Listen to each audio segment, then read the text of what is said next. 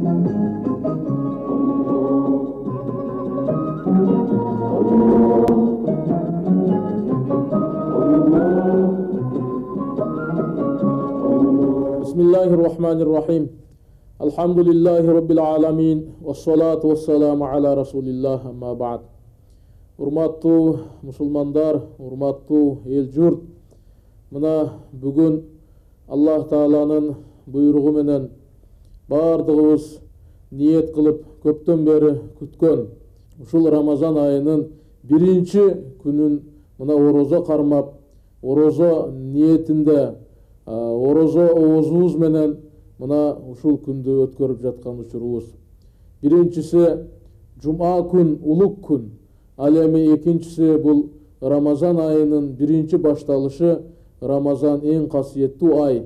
Мына эки күн бир туура келип, бүгүн өтө чоң майрам, өтө чоң касиеттүү күндө жүз көрүшүп, саламдашып турабыз, урматтуу мусулмандар. Рамазан айы Аллах Таала Кур'анда айтат: "Фастауз билlah, шахр Рамазан аллази унзила фихил Кур'ан." Аллах Таала мына Рамазан айында ушул биздин дүниедегі ушул ачык жана жашырынча иштерибиздин бир акыйкатыны билдирүү үчүн Аллах Таала Кур'анды түшүрдү. Ал Кур'анды Аллах Таала Рамазан айында түшүрдү. Мына Рамазан айы ушунусу менен да касиеттүү. Аллах Таала ошол аяттын уландысында айтат: "Эгерде кимде кимиң Рамазан айыны тапкан болсоңор, орозо кармагыла" деди. Бул орозо кармоону Аллах Таала бизге буйрук иретинде парз кылып айтып жатат.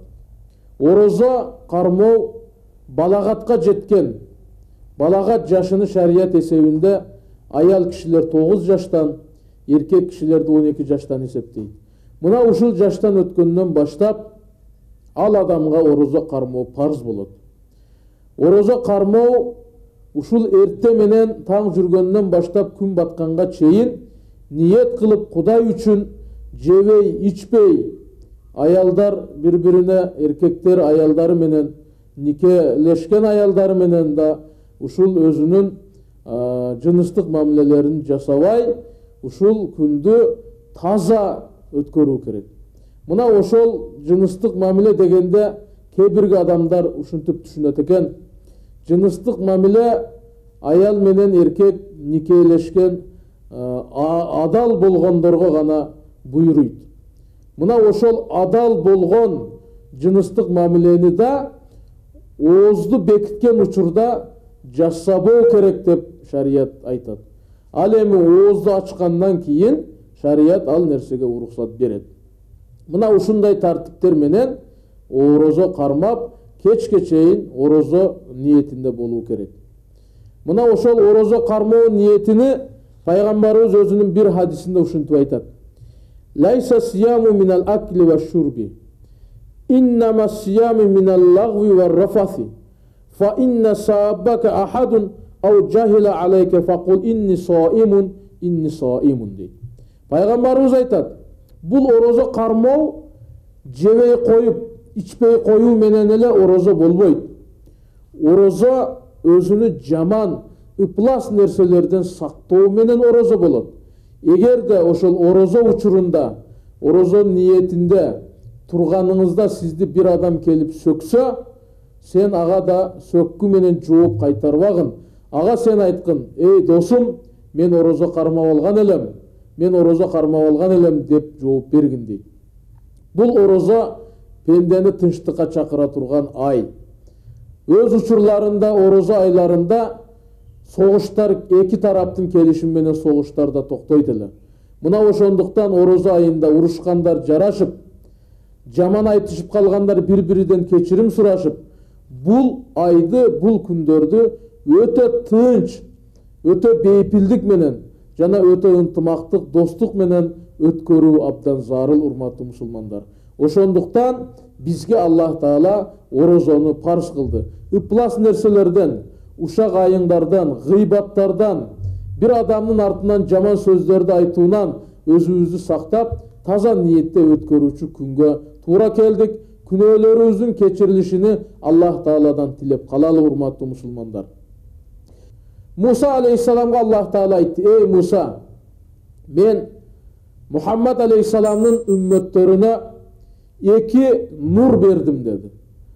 Ошол эки нур берген үммөттөрүнө Мухаммаддын эки караңгылык зыян кыла албайт деди. Муса алейхиссалам сурады: "Ey жараткан, ал кайсыл нурлар?" деди. Аллах Таала айтты: "Ал биринчиси Кур'андын нуру, экинчиси Рамазандын нуру" деди. Мына мен Мухаммад алейхиссаламдын үммөттөрүнө Кур'андын нуруну бердим жана Рамазандын нуруну бердим деди. Ошондо Муса алейхиссалам сурады: "Кайсыл караңгылыктар аларга зыян кыла албайт?" дегенде Аллах Таала айтты: "Аларга кабырдын караңгылыгы жана кыямат күнүнүн караңгылыгы зыян кыла албайт" деди.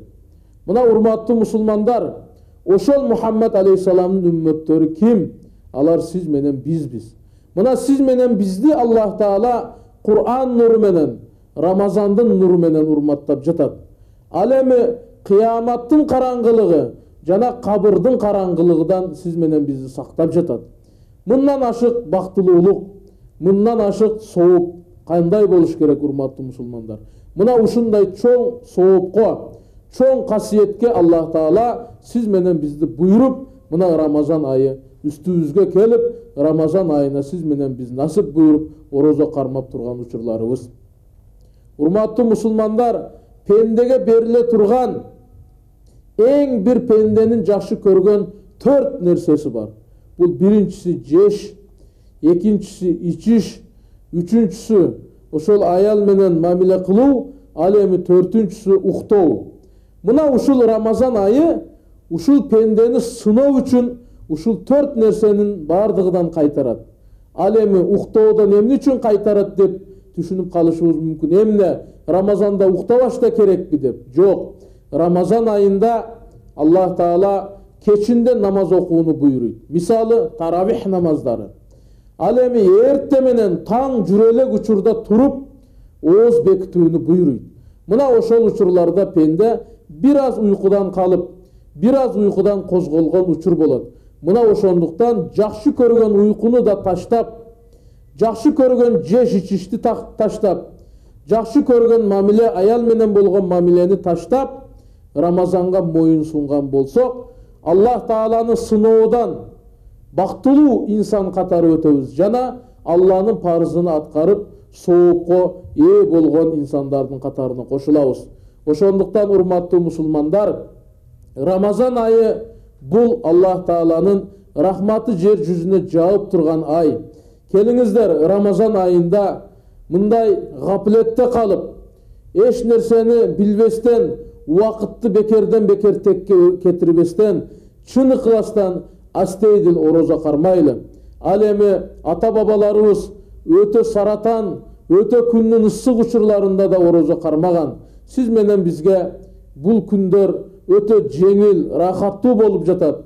Биз өзүбүздүн ички жана сырткы руханий дүнүйөбүздү тазалоо менен бирге, мына медициналык тил менен айтканда, ден соолугубузду дагы оңдоп тазалай турган учур келди. Кечинде таравих намаздарын окуп, күндүзү орозо кармап, жумуштарыбызды таза, даарат менен орозо оозубуз менен өткөрөлү. Орозо кармоонун тартиптери бул кимге парз, кимге ошол үзүр бала эмизген аял болсо, боюнда бар аял болсо, аялдардын табигый жаралган ушул кээ бирги оорулары болсо, ал эми өтө жашы каарып калган адамдар болсо, орозо кармабой коюуга шарият уруксат берет. Бирок ошол нерседен кутулгандан кийин бир күнүнө бир күн орозо кармап берүү керек. Урматтуу мусулмандар, баарыбыздын туткан орозолорубузду, кылган жакшылыктарыбызды, окуган намаздарыбызды Аллах Таала өзү кабыл кылсын. Ассаламу алейкум ва рахматуллахи ва баракатуху.